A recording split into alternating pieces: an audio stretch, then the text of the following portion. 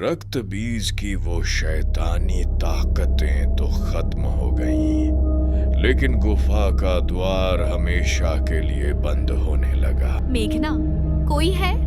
अनुज, इशिता, बचाओ मुझे। मैं यहाँ अंदर फंस गई हूँ। ये रास्ता बंद हो रहा है।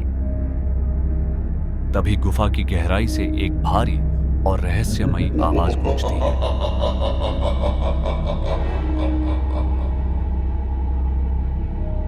तुमने सिर्फ एक मोहरे को हराया है मेघना।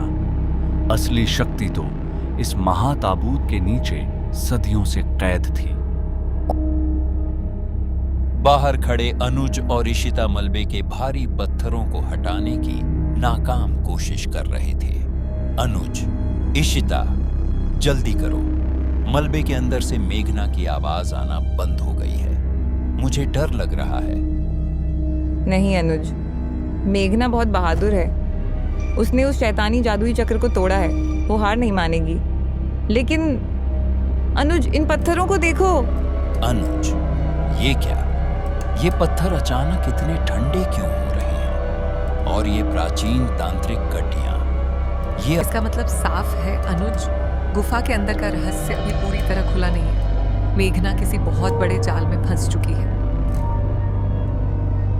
गुफा के अंदर मेघना की जादुई किताब से एक हल्की हरी रोशनी चमकने लगी। मेघना होश में आते ही उठ खड़ी हुई।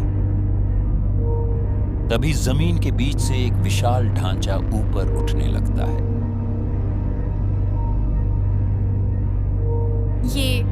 ये क्या है? जहाँ वो शैतानी तंत्र खत्म हुआ था, उसके ठीक नीचे से ये क्या निकल रहा है? एक प्राचीन काला ताबूत। इस ताबूत पर प्राचीन लिपि में कुछ लिखा है, महाशूर। हे भगवान, ये वही प्राचीन रूह है जिसे 400 साल पहले इतिहास के पन्नों में दफन कर दिया गया था। अचानक उस महाताबूत का ढक्कन हवा में उठ गया और धुएं के बीच से एक प्राचीन भयानक साया मेघना के सामने आ खड़ा हुआ। मेघना, तुम्हारी इस जादुई किताब और प्राचीन चाबियों की गूंज ने मेरी सदियों की नींद तोड़ दी।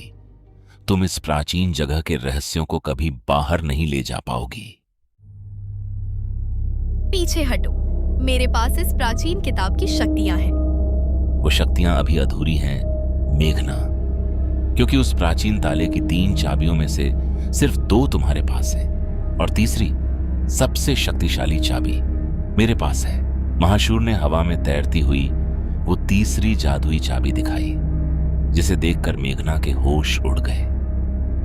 क्या मेघना उस तीसरी चाबी को हासिल कर पाएगी, या महाशूर के इस प्राचीन चक्रव्यूह में रूहानी राज टीवी की